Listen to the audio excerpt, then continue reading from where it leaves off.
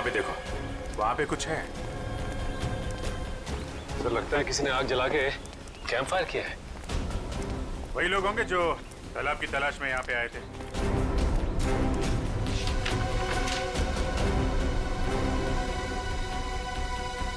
इस मैप के हिसाब से तो उत्तर दिशा में करीब 7 किलोमीटर अंदर है वो तालाब। एक काम करते हैं, यहाँ से सब लोग अलग अलग हो जाते हैं। किसी को कुछ भी मिलता है फौरन एक दूसरे को इन्फॉर्म करेंगे। ओके? Yes sir. सचिन,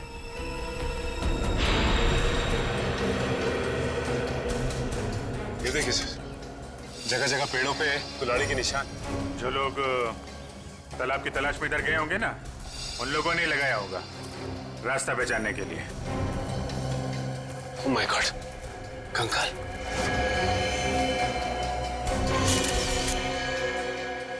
न जाने कितने साल पुराना मुर्दा है ये।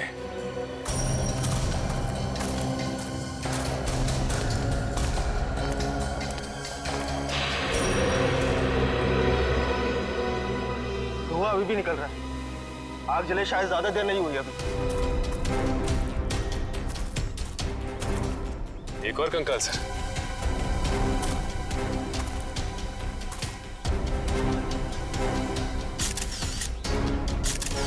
मेरा जिंदगी देने वाले तालाब ने न जाने कितने लोगों की जानें ले ली है। जिंदगी तालाब नहीं ले रहा है सचिन, कोई इंसान ले रहा है जिसका कोई ना कोई राज जुड़ा है उस तालाब के साथ। और न जाने कितने कंकाल देखने को मिलेंगे। ये तो ट्रैप है, कोई आ रहा है।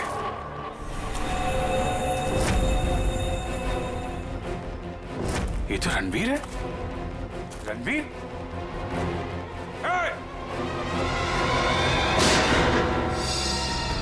गोली चलने की आवाज इस तरफ से आई।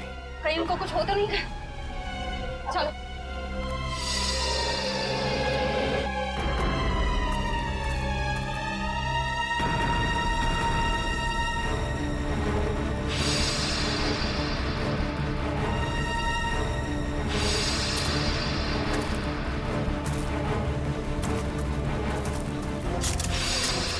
घबराइए मत, मैं आप पे गोली नहीं, मैंने इस पे चलाई थी जो आपको मारना चाहता था। तुम रणवीर हो ना? रणवीर तो मेरे दादाजी का नाम था। मैं आकाश हूँ। आकाश, तुम्हारी शक्ल बिल्कुल तुम्हारे दादाजी से मिलती है। हाँ, ये बात पहले कई लोग बोल चुके हैं मुझे। मगर तुम अपने दादाजी की तरीके से चमत्कारी तालाब के चक्कर में कैसे पड़ गए? 2 महीने पहले मैं ये देश में भी नहीं था, यूएस में लॉ की पढ़ाई कर रहा था कि अचानक मेरी मुलाकात संजय से हुई। वो इस तालाब और मेरे परिवार के संबंधित कुछ जानकारी चाहता था। अच्छा, तो तुमने संजय को अपने दादाजी के बारे में बताया? हाँ, मगर मुझे कोई अंदाजा नहीं था कि ये तालाब कहाँ है।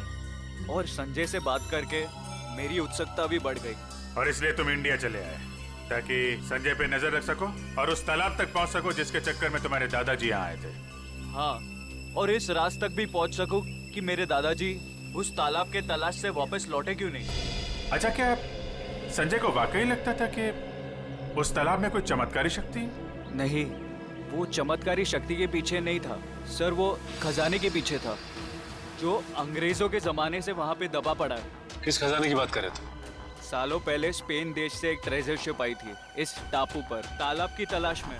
अच्छा, उस शिप के कप्तान की डायरी संजय के घर से मिली थी ना?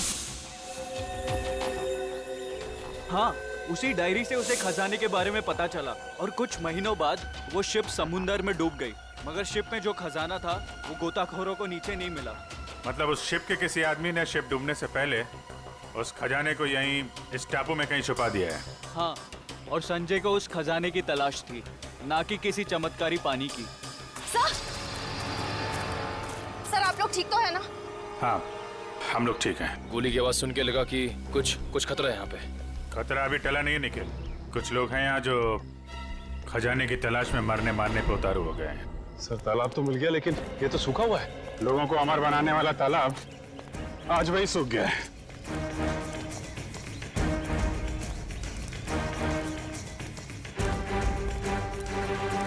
सर, सोने का सिक्का। सोने का सिक्का? मतलब खजाना था यहाँ पे? सर इसका मतलब वो आदमी खजाना लेके ये लोग इस तरह से निकल गए बाहर। सर ये रास्ता तो टापू के दूसरे हिस्से जाता है, मैं भी वहीं से आया था और उन लोगों की नाव भी वहीं पे थी। टापू की दूसरी तरफ? हाँ रोकना होगा उन्हें। आ जल्दी आओ तुम लोग, आ जाओ आ जाओ।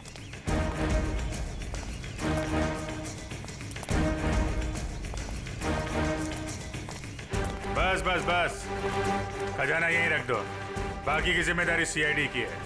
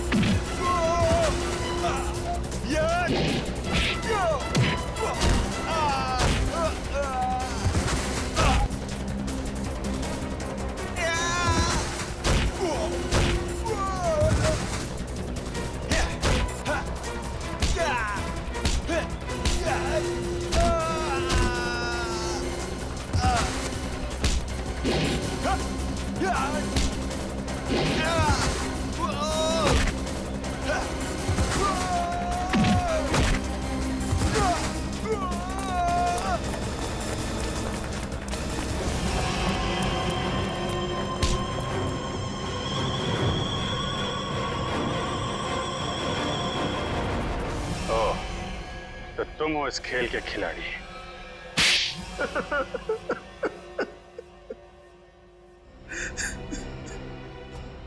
हाँ मैंने ही मारा है, अमर को, संजय को और अनिकेत को भी। मगर तुम्हें संजय और अमर के प्लान के बारे में पता कैसे चला? उस दिन जब होटल के बाहर में वो लोग बात कर रहे थे, मैंने उन दोनों की सारी बातें सुन ली थी। हम बहुत जल्द खजाने तक पहुंचने वाले हैं, फिर हम बेशुमार दौलत के मालिक हो जाएंगे।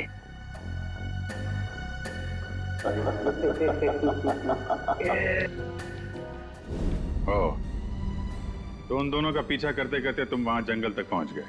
हाँ, अमर और संजय वहां खुदाई कर रहे थे। मैं अपने आदमियों के साथ वहां पहुंच गया और अमर की खुद पिटाई की। संजय डर गया और इस बात के लिए राजी हो गया कि खजाने का पता लगाकर वो मुझे उसका 90% दे देगा। और अनिकेत ने तुम्हें ये जुर्म करते हुए देख लिया तो उसका भी खून कर दिया तुमने। हाँ, उसकी तो किस्मत ही खराब थी, बेमौत मारा गया। और जब संजय मुझे उस गुफा तक ले गया, मेरा काम खत्म हो गया। उसे जिंदा रखना मैंने जरूरी नहीं समझा। किस्मत तो तुम्हारी खराब है। जिस खजाने की लालच में तुमने इतना बड़ा गुनाह किया, उसका 1 रुपया भी खर्च नहीं कर पाओगे तुम। फांसी होगी तुम्हें।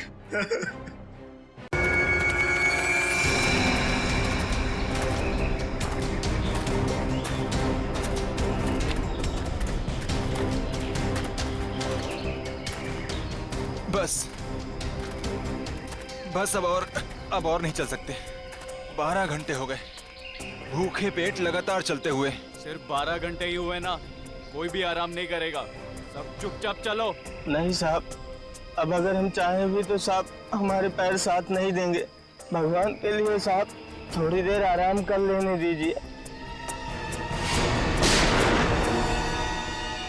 जिस मजदूर के पैर उनका साथ नहीं देंगे, उनके पैरों को इस बंदूक की गोलियों से इनाम दूंगा। अब चलो सब। संभाल कर चाची। रिचा खुद का ख्याल रख सकती है, तुम्हें इसकी चिंता करने की जरूरत नहीं है, समझे? चलो अभी, अब चलो।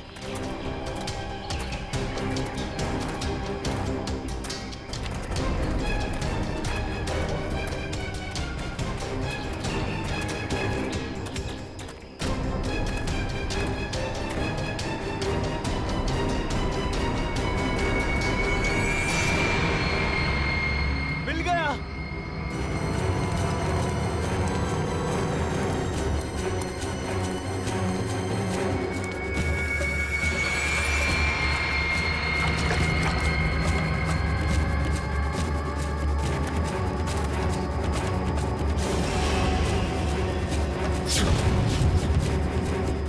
सबने मेरी बहुत मदद की। अब तैयार हो जाओ अपने इनाम के लिए।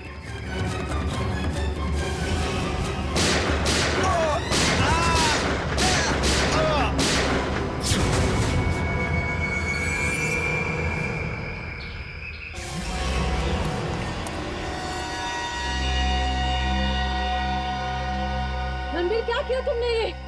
इन्हें इनकी वफादारी का इनाम दे दिया मैंने। ये कैसा इनाम है रणबीर? अब तुम दोनों को तुम्हारी बेवफाई की सजा दूंगा।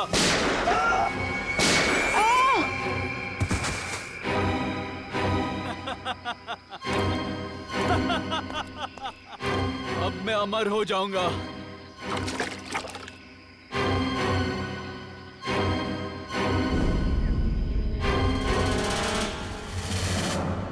धन्यवाद दोस्तों आप सबका जो अपना कीमती वक्त निकाल कर यहाँ आए और दिल खोलकर सामान खरीद कर इस नीलामी को कामयाब बनाए। अब बारी है उस नीलामी के आखिरी पड़ाव की, आखिरी खरीद की, जिसका आप सबको बहुत बेसब्री से इंतजार था।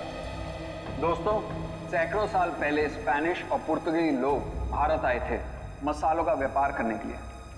ये डायरी उसी वक्त उसी दौर की है और इस डायरी की खास बात यह है कि इसमें क्या लिखा है मुझे नहीं मालूम, और मुझे तो क्या किसी को भी नहीं मालूम सिवाय इसके मालिक के। ये डायरी स्पेनिश सेलर जॉनसन वैंगलर की थी, जिसे सैकड़ों साल पहले मिस्टर राघव ने नीलामी में खरीदा था और आज उनके पोते मिस्टर सुनील इसको फिर नीलाम कर रहे हैं। मिस्टर सुनील, क्या आपको पता है इस डायरी में क्या लिखा है? जी नहीं। तो फिर ये ऐतिहासिक डायरी आप नीलाम क्यों करना चाहते हैं? इसे पढ़ क्यों नहीं लेते? मुझे कोई फर्क नहीं पड़ता कि डायरी में क्या लिखा है और क्या नहीं। मुझे बस पैसा चाहिए, सिर्फ और सिर्फ पैसा। तो नीलामी शुरू की जाए। नीलामी शुरू करते हैं 10 लाख रुपयों से। 20 लाख। 20 लाख। और कोई? 30 लाख। 30 लाख। वाह साहब। और आपसे ज्यादा कोई है 30 लाख से ज्यादा? 40 लाख। 40 लाख। 50 लाख। अरे वाह, ये हुई असली कदरदानों वाली बात। कोई और है जो 50 लाख से ज्यादा की बोली लगाएगा? 50 लाख एक, 50 लाख दो, 1 करोड़। वाह साहब, इसे कहते हैं असली कदरदान, जो लाखों की चीज करोड़ों तक पहुंचा दे। 1 करोड़ एक, 1 करोड़ दो, अरे 1 करोड़ तीन। 1 करोड़ का चेक मैंने पहले ही आपके ऑफिस में जमा कर दिया है। ये डायरी अगले 1 घंटे में मेरे घर पहुंच जानी चाहिए।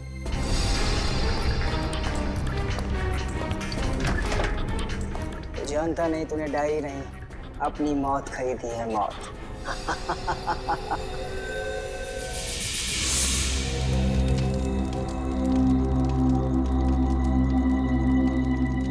ओह नो, मेरा पानी खत्म हो गया। गाइस, तुम लोग पास पानी है क्या?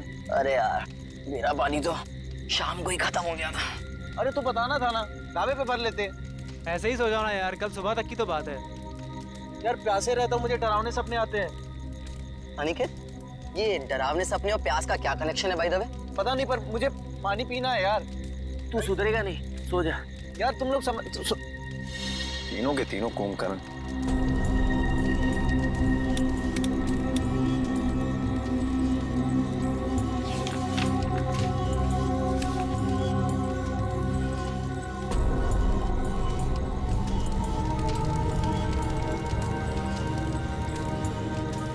इस नक्शे के हिसाब से तालाब करीब आधे किलोमीटर दूर पे है। प्यास बुझानी है तो तालाब तक तो जाना ही पड़ेगा।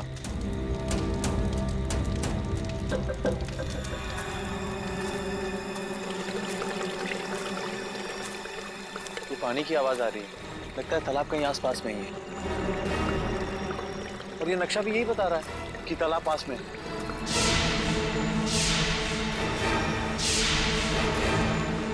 बचाओ, बचाओ! ये चीख कैसी है?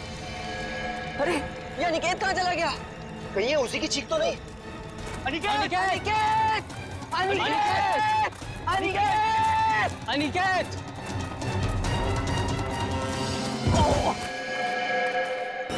अनिकेत! कहीं ये मर गया। क्या? कौन है? ये कौन मारा है? भागो, भागो, भागो, भागो यार, भागो।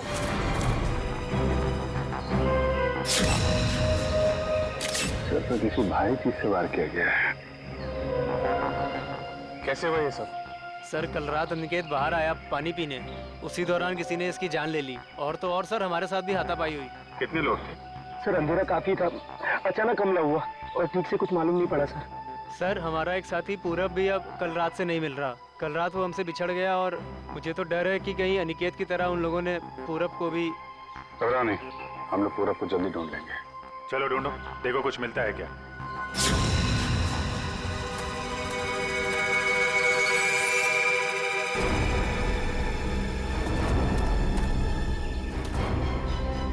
सर सर जल्दी आइए।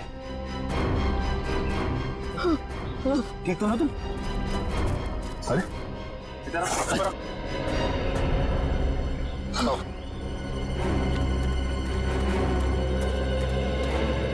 सुनिए। Yes sir. इधर आइए। पूरब तू ठीक तो है ना? आप लोग ये बताइए कि किसी पे शक है आप लोगों को? सर शायद ये उस बाइक वाले का काम है। बाइक वाला? कौन कौन बाइक वाला? सर वही बाइक वाला जिसने कल शाम हम सबको धमकी दी थी। कल की बात याद है तुम लोगों को? ये सबसे ज्यादा पंगे करता है। ये कौन है? क्या बात है बॉस, कुछ चाहिए क्या? हाँ चाहिए, मुझे चाहिए कि तुम सब लोग सुरक्षित रहो। सुरक्षित? ये इलाका बहुत खतरनाक है, अपने अपने घर लौट जाओ, उसी में तुम सबकी भलाई है। तू हमें धमकी दे रहा है? धमकी समझो, विनती समझो या फिर चेतावनी, जो समझना है समझ लो। मेरा फर्ज था तुम्हें सचेत करना, जो मैंने कर दिया। अब अगर मौत के मुंह में जाने का इतना ही शौक है तो खुशी से जाओ। सर शायद वो 100 किलोमीटर से हमारा पीछा कर रहा था और जिस ढाबे पे हम लोग रुके थे सर वो भी वही रुका था। और उस आदमी का चेहरा नहीं याद है आप लोगों को? नहीं सर, उसने एक पल के लिए भी हमारे सामने हेलमेट नहीं उतारा। ढाबे में खाना खाते समय तो हेलमेट निकाला होगा ना? ढाबे वाले से पता करो, देखो शायद उसे कुछ याद हो। ठीक है, तुम साथ में।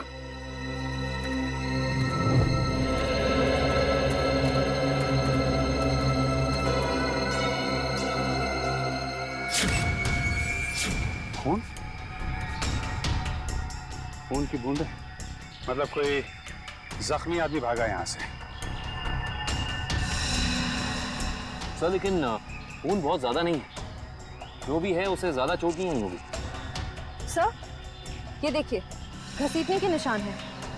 मतलब उन दोस्तों के अलावा कोई और आदमी भी था जिसको उन मुजरिमों ने मारा और फिर उसे घसीटते हुए यहाँ से ले गए।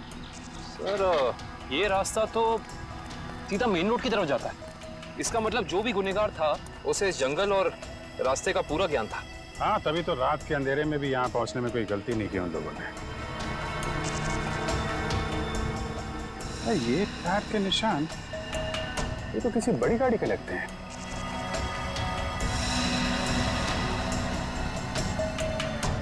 .8 इंच। सर ये तो लेस्कॉट गाड़ी के टायर लगते हैं, क्योंकि इतने चौड़े टायर उसी गाड़ी में होते हैं। मतलब वो मुजरिम कार में बैठ के भागे, फिर वो बाइक वाला, वो तो कार में बैठ के आया नहीं होगा, नहीं तो हेलमेट क्यों लगाता है? एक काम करो, आगे जो टोल नाका है वहां जाके पता करो ये लेस्कॉट गाड़ी वहां से गुजरी है क्या। जी सर। तब तक मैं यहाँ देखता हूँ कुछ और मिलता है क्या।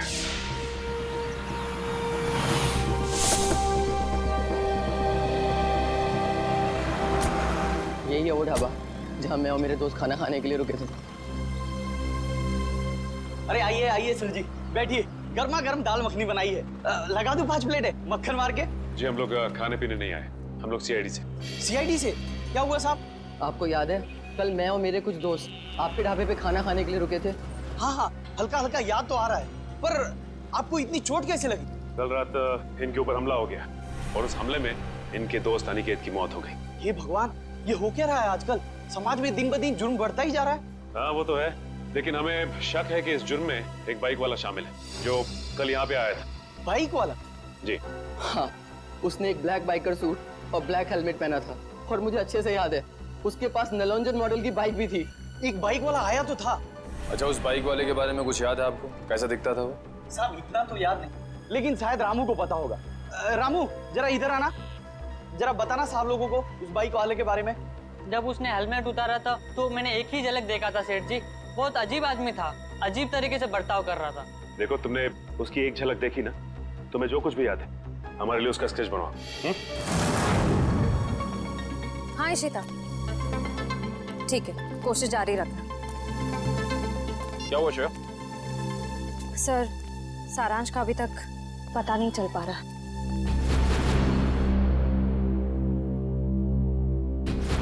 हमें सारांश जरूर मिल जाएगा। अगर वो गाड़ी इस रास्ते से गई है तो इस टोल नाके से जरूर गुजरी होगी। सही कह रहे हैं। अरे भाई साहब, यहाँ कल रात में 3 बजे के आसपास कोई लेस्कॉट गाड़ी निकली है यहाँ से? पता नहीं सर, मेरी तो दिन की शिफ्ट होती है, रात की शिफ्ट वाला शाम को आएगा। भाई साहब, ये जो सीसीटीवी कैमरा लगा है ये तो 24 घंटे ऑन रहता है ना? जी हाँ सर। इसकी फुटेज देख सकते हैं सर? आप हम लोग सीआईडी से। हाँ देख सकते हैं। आइए।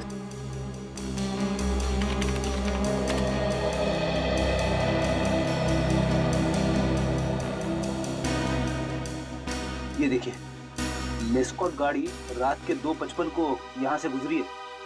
लगती तो वही गाड़ी है। जरा रिवाइंड करिए। एक मिनट पॉज कीजिए।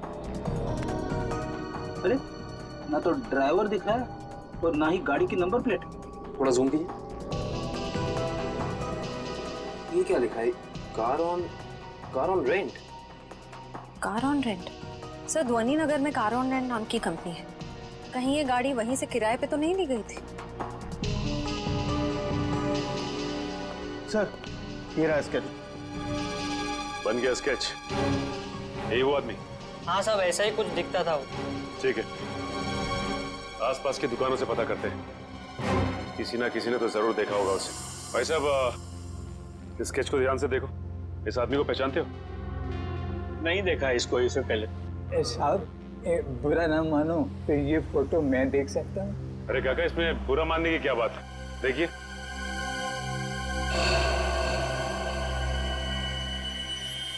ये कैसे हो सकता है?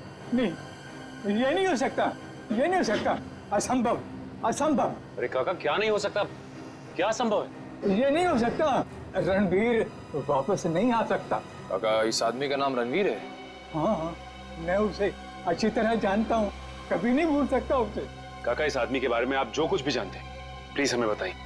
बहुत पुरानी बात है, तकरीबन 73 साल पहले मैं जब बच्चा था तो एक रात को मैंने उसे अपने पिताजी से बातें करते हुए सुना था। मदन, मेरी बात मानो।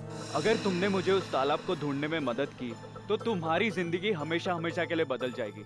मेरी जिंदगी जैसी भी है ठीक है, आप मुझे इस सबसे दूर ही रखें तो अच्छा होगा। देखो, इस इलाके से जितनी अच्छी तरह तुम परिचित हो वैसा इस गांव में कोई नहीं है।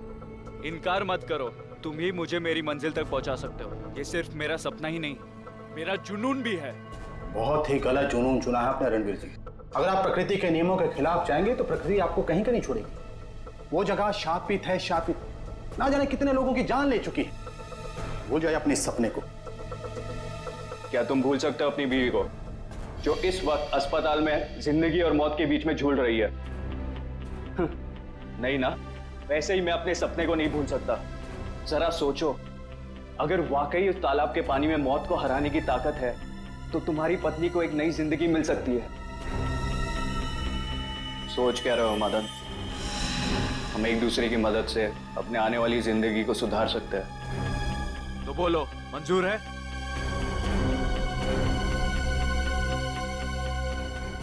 ये कैसे हो सकता है काका? आपके कहने के मुताबिक आज से 73 साल पहले, यानी कि 1941 में ये आदमी जैसा दिखता था आज भी वैसा ही दिखता है। हाँ, तभी तो मैंने कहा था असंभव। ये अजूबा कैसे हो सकता है? और इसी की वजह से तो मैंने अपने पिताजी को खोया था। इसकी वजह से आपने अपने पिता को खोया? हाँ, ये मेरे पिताजी को बहकाकर एक तालाब पे लेकर गए थे। बोले उस तालाब का पानी पीने से आदमी हमेशा के लिए अमर हो जाता है और उसकी उम्र आगे बढ़ने से रुक जाती है।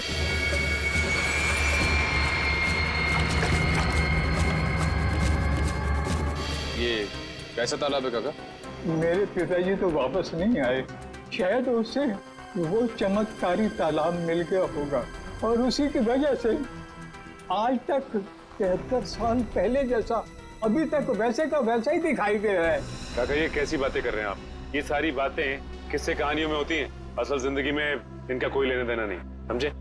बिना आग के कभी धुआं नहीं उठता बेटा। तुम भले ही ना मानो, लेकिन उस तालाब के पानी में कोई शक्ति है जो मौत को भी पराजित कर सकती है। सर पूरा जंगल छान मारा लेकिन कोई सुराग नहीं मिला। एक मिनट वो देखो, ऐसा लगता है यहाँ हाल फिलहाल में ही खुदाई हुई है। तो देखो। Yes sir.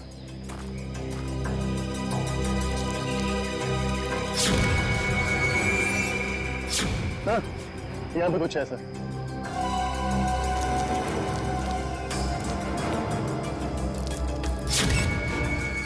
माय गॉड, ये तो सालों पुराना कंकाल लगता है। सर मुजरिम लाशों को जंगल में दफनाते थे ये तो पता था, पर पहली बार मुजरिम इतना सालों पुराना कंकाल जंगल में दफनाने आए। पता नहीं वंश, दफनाने आए थे या फिर निकालने। गुड मॉर्निंग डॉक्टर साहब। What is so good about this morning? ये लो। हेलो हाय ना करो तो नाराज और करो तो मुश्किल। अरे इतने उखड़े हुए क्यों हैं सर आप? भाई साहब जब आपको पता लगेगा ना कि अनिकेत की मौत कैसे हुई, आप भी इतने ही उखड़ जाएंगे। सर जरूर किसी हथौड़े या डंडे से वार किया होगा। सर इससे पहले भी हम ऐसे केस सुलझा चुके हैं। मगर निखिल, पहले के केसेस में और इस केस में फर्क है, और वो ये कि जिस हथियार से अनिकेत के सर पे वार किया गया है वो हथियार 100 साल पुराना है। क्या? 100 साल पुराना? उड़ गए होश? उखड़ गए ना? भाई साहब, अनिकेत के सर पर से मुझे लोहे और लकड़ी के छोटे छोटे टुकड़े मिले हैं, और ये टुकड़े 100 साल से भी ज्यादा पुराने हैं। लोहे और लकड़ी के टुकड़े? मतलब हथियार कोई ऐसी चीज है जिसमें लोहा भी है और लकड़ी भी? हाँ, आइए मैं दिखाती हूँ।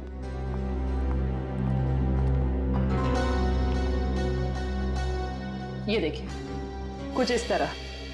मगर सर इतना पुराना हथियार खूनी के हाथ लगा कहाँ से? शायद दादा परदादा के जमाने से घर पे रखा होगा, अब निकाला है काम के लिए। और अगर मैं कहूँ कि ये कंकाल जो आप लोग लेके आए हैं, ये कंकाल भी 100 साल से ज्यादा पुराना है, तो मतलब कितना पुराना है ये कंकाल? जिस तरह वो हथियार 100 साल पुराना है, ठीक उसी तरह ये कंकाल भी 100 साल पुराना है। मतलब ये मरने वाला भी अंग्रेजों के जमाने का है? अंग्रेजों के जमाने का नहीं है, अंग्रेज ही है। जी हाँ, इसकी हड्डियां हमें ये बताती है कि ये शख्स कोई यूरोपियन है, एशियन नहीं है। 100 साल पुराना हथियार और 100 साल पुराना मुर्दा, वो भी विदेशी। आज के जमाने में किसी को इसमें क्या दिलचस्पी हो सकती है? इस फोटो को ध्यान से देखिए। ये सफेद रंग की लेस्कॉट गाड़ी आप ही के यहाँ से किराए पे ली गई थी? माफ कीजिए सर, इस फोटो में कार की नंबर प्लेट नहीं दिख रही है, इसलिए बता पाना मुश्किल है कि कार किसने किराए पर ली थी। अरे भाई कमाल करते हैं आप, है तो आप ही की कंपनी की गाड़ी ना, नंबर प्लेट ना सही कुछ और देख के पहचान लीजिए। सर 100 से ज्यादा गाड़ियां हैं हमारी कंपनी में, और इसी मॉडल इसी रंग की करीब 20 गाड़ियां हैं। सर इस तरह बता पाना मुमकिन नहीं है। तो आप एक काम कीजिए, आप हमें ये बताइए कि ऐसी सफेद रंग की लेस्कॉट गाड़ी कितने लोगों ने पिछले एक हफ्ते में किराए पे ली है यहाँ से? 1 मिनट सर।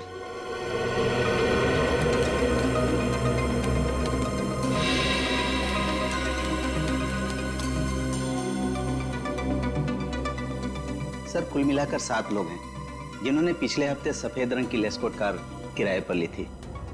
गुड, अब हमें इन 7 की पूरी जानकारी चाहिए। ठीक है सर। देखते हैं क्या पता चलता है। 5 लोगों से पूछताछ कर चुके हैं, बचे 2। इन्हीं में से कोई एक है जो इस केस की अगली कड़ी साबित होगा। हाँ लेकिन फ्रेडी जी, ये पता करने के लिए भी रिसेप्शन पे कोई होना चाहिए, यहाँ तो कोई है ही नहीं। हाँ, यहाँ तो कोई दिख ही नहीं रहा है। जी नमस्ते, कहिए।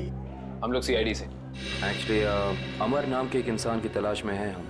बात यह है कि उसने सफ़ेद रंग की एक लेस्कॉट गाड़ी को हायर किया और अपने एड्रेस की जगह उसने आपके इस होटल का एड्रेस दिया, इसीलिए हम। Just a minute. मिस्टर अमर, वो तो कल ही चेकआउट कर गए। अच्छा, आपने अपने रिकॉर्ड्स के लिए उसका कोई आईडी प्रूफ तो लिया होगा ना, लाइसेंस, पैन कार्ड वगैरह? दिखाइए जरा। मैडम लिया तो था, लेकिन आज ही सुबह हमारे कंप्यूटर का हार्ड ड्राइव क्रैश हो गया और उसी के साथ सारा डेटा चला गया, माफ कीजिएगा। अच्छा, ये अमर दिखता कैसा था, उसका हुलिया कैसा था? आप कमरा नंबर 701 वाले अमर सर की बात कर रहे हैं ना? हाँ राजू, उसी के बारे में बताइए इन लोगों को। क्या था उसका हुलिया? कद यही कोई 5.5 फुट लंबा, और हाँ छोटे छोटे बाल और आंखों का रंग काला था। कद 5.5 फीट, छोटे बाल। इसका मतलब सीसीटीवी फुटेज में जो हमें इंसान दिखा था वो अमर नहीं हो सकता, क्योंकि वो लंबा था और उसके बाल भी छोटे नहीं थे। अच्छा, ये अमर से कोई मिलने आया था उसके कमरे में यहाँ पे?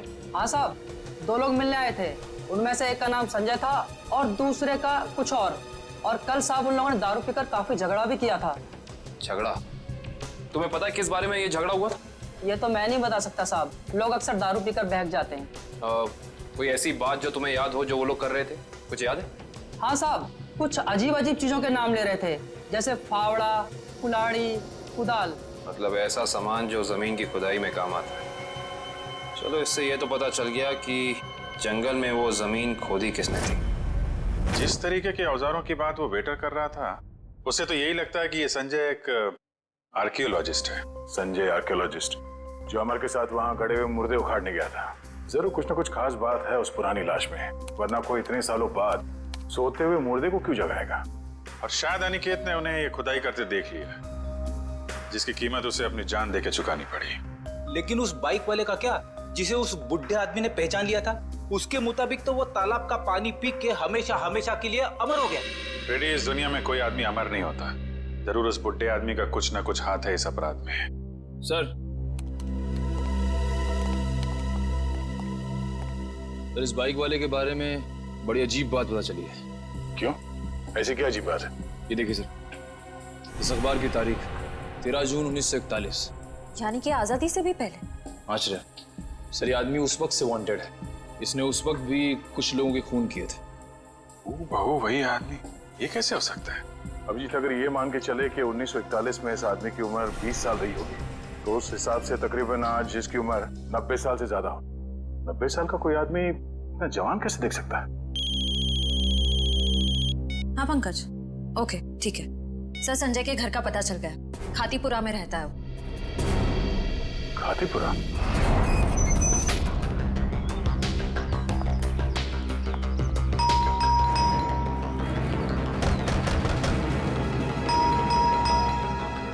लगता है संजय को हमारे यहाँ आने की खबर लग गई होगी, इसीलिए भाग गया होगा। भाग कर जाएगा कहाँ?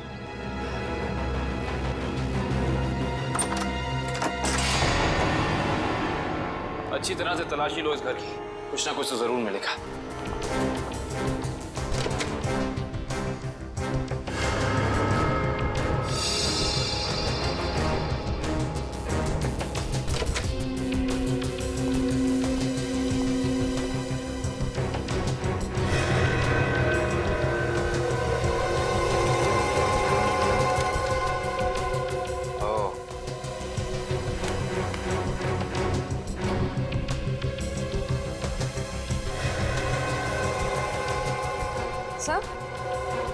आश्रया, सर ये देखिए, संजय का पासपोर्ट, इस पे काफी सारे देशों के वीजाज लगे हैं। तो लगता है इस भाई साहब को सैर सपाटे का बहुत शौक था। ये देखो श्रेया, इसकी चेकबुक की डिटेल से साफ साफ पता चल रहा है कि इस इंसान ने करोड़ों रुपए खर्च किए हैं म्यूजियम्स और नीलामियों से सामान खरीदने में। देखो, इसका मतलब संजय बहुत अमीर है और आर्ट में काफी दिलचस्पी रखता है। अब इसे ये दिलचस्पी आर्ट में है या किसी खास चीज में, ये तो वक्त ही बताएगा। लेकिन एक बात तो तय है, ये संजय किसी की तलाश में है, कोई ऐसी चीज जो इसे दुनिया के कोने कोने में ले जा रही है, हर म्यूजियम, हर बड़ी नीलामी तक। सर, हाँ, अलमारी में से ये डायरी मिली है, छुपा के रखी हुई थी। दिखने में तो ये कोई ऐतिहासिक डायरी लगती है। कुछ तो खास बात है इस डायरी में, काफी नायाब और अलग किस्म की डायरी है ये। सर शायद संजय ने इस डायरी को किसी नीलामी में खरीदा होगा। अभी पता चल जाएगा। चलो हाथ लगाइए। ओह, तो ये उसी स्पेनिश शिप के कैप्टन की डायरी है जो अपनी हर यात्रा के बारे में अपनी डायरी में लिखा करता था। ये वही डायरी है। इसका मतलब इस डायरी में उस रहस्यमय तालाब के बारे में भी जरूर लिखा होगा। सर इसका मतलब संजय भी उस रहस्यमय तालाब को ढूंढ रहा था, इसलिए उसने ये सारा सामान खरीदा। हो सकता है श्रेया, लेकिन अगर ये वही डायरी है तो उस रहस्यमय तालाब का नक्शा, कोई मैप, कोई जरिया जरूर होना चाहिए इसमें।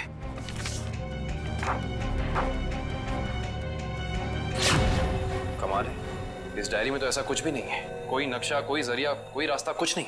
लेकिन इससे एक बात तो तय हो गई कि इस रहस्यमय तालाब को ढूंढने में दोनों अमर और संजय साथ मिलकर काम कर रहे थे। इसका मतलब हमें इस कमरे में कुछ ना कुछ जरूर मिलेगा।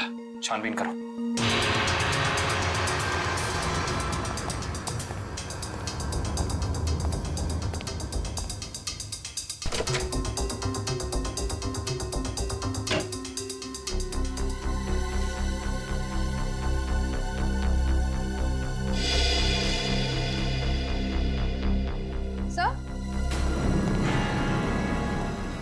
देखिए, क्या बेटा? संजय ने अपने सारे पुराने सामानों की कार्बन डेटिंग करवाई किसी डॉक्टर वीरेन से। Carbon dating? इसका मतलब तो साफ है कि संजय अपने हर सामान के बारे में पता करना चाहता था कि वो असल में कितना पुराना है। ओ तो ये है डॉक्टर वीरेन, और इस फोटो से तो साफ साफ पता चलता है कि ये कॉलेज में संजय का प्रोफेसर था। ओह, तो फिर इस वीरेन का भी हाथ हो सकता है अमर के साथ साथ संजय की मदद करने में। डॉक्टर वीरेन।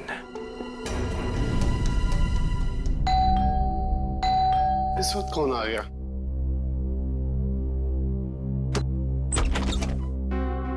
आप लोग? हम लोग सीआईडी से, डॉक्टर वीरेन से मिलना है। अभी बुलाता हूं सर। आप लोग बैंक से आए ना? नहीं साहब, ये सीआईडी से आए सर। सीआईडी? इसे पहचानते हैं आप? जी नहीं। किसने मारा इसे? हमें पता होता तो अब तक मुजरिम सलाखों के पीछे होता। देखिए, मैं इस मामले में आपकी कोई मदद नहीं कर सकता। चलिए इस मामले में ना सही, लेकिन किसी और मामले में हमारी मदद कर दीजिए। मैं कुछ समझा नहीं। मैं समझाता हूँ। आप हमें उस रहस्यमय तालाब के बारे में बताइए, जिसका पानी पीकर इंसान कभी मरता नहीं है, जवान रहता है, अमर हो जाता है। ये क्या मजाक कर रहे हैं आप? अगर ऐसा कोई तालाब होता तो दुनिया में मौत नाम की चीज ही नहीं होती। कमाल करते हैं आप भी। हमें तो लगा कि आपके स्टूडेंट संजय ने आपको सब कुछ बताया होगा, लेकिन उसने आपको तालाब के बारे में कुछ नहीं बताया लगता है। संजय? तो आप संजय को जानते हैं? सिर्फ जानते ही नहीं, उसके घर होकर आ रहे हैं, जहाँ हमें पता चला है कि वो अपनी हर पुरानी चीज की कार्बन डेटिंग डॉक्टर वीरेन से कराता है, यानी कि आप। देखिए, संजय एक आर्कोलॉजिस्ट है और ये तो उसके काम का हिस्सा है। हिस्सा? हिस्से से याद आया कि आपके हिस्से की कॉफी ठंडी हो रही है डॉक्टर साहब, पी लीजिए। ठंडी कॉफी पीने में कोई मजा नहीं है।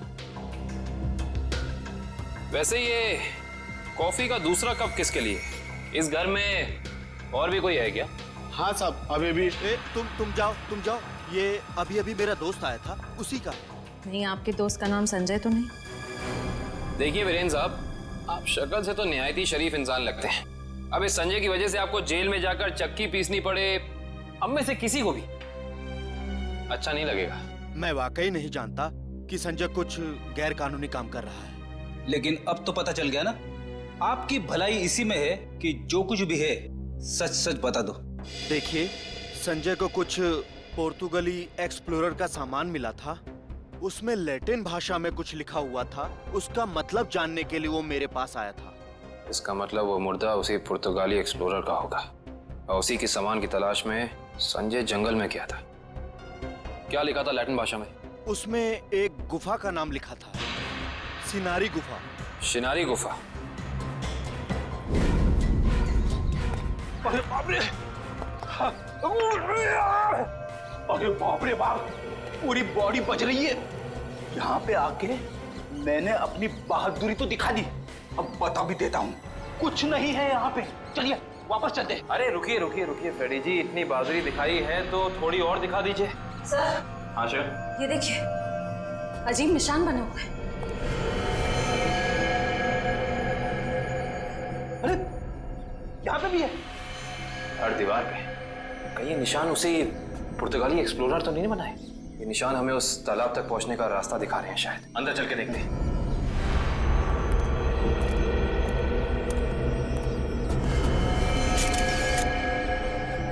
दो लाशें।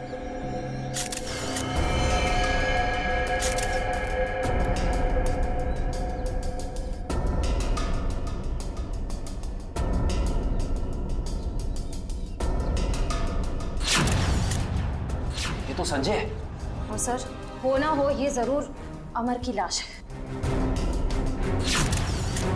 ये देखिए, होटल के वेटर ने हमें जो हुलिया दिया था, ये हूबहू वैसा ही है। लगता है ये दोनों यहाँ पे उस तालाब की तलाश में आए थे जिंदगी को अमर बनाने, और बदले में मिली मौत। है कौन वो आदमी जो तालाब की खोज करने वाले लोगों का खून कर रहा है? जरूर कोई ऐसा है फ्रेडी जी जो नहीं चाहता कि उसके अलावा इस तालाब के बारे में किसी और को पता चले। सर, हो ना हो ये काम जरूर रणवीर का ही होगा, क्योंकि जब संजय खुदाई कर रहा था तब रणवीर भी वहां मौजूद था। सर, हाँ, यहाँ पे जूतों के निशान है। ये देखिए, अलग अलग जूतों के निशान दिख रहे हैं। कम से कम 5 लोगों के होंगे। सही कह रहे हैं आप। 2 तो अमर और संजय के होंगे, 1 रणवीर का, बाकी 2 निशान। इसका मतलब साफ है, इस गुनाह में 2 और लोग शामिल हैं, लेकिन कौन? सिंबल्स को देख के लगता है कि ये हमें उस चमत्कारी तालाब का रास्ता बता रहे हैं। न जाने कितने साल पहले बनाए गए होंगे ये निशान, तालाब की तलाश में। और इन निशानों के अंदर ही वो चाबी छुपी है जिससे हम इस केस का ताला खोल सकते हैं। अरे सर, ये तो एक टापू बन गया। और इसके बीचों बीच में है ये तालाब। मगर सर, ये टापू है कहाँ पे और हम यहाँ तक पहुँचेंगे कैसे? इसका पता चल जाएगा निखिल, अगर हम इन निशानों की भाषा समझ पाए, उनको अक्षरों में बदलेंगे तो पता चलेगा। सर, इस तरह के निशान मैंने पजल्स की किताबों में देखे हैं। अब पजल के साथ हायरोग्लाइफिक अल्फाबेट बुक भी आती है ना? हाँ सर। वंश, जल्दी से जाके वो किताब लेके आओ। Okay sir.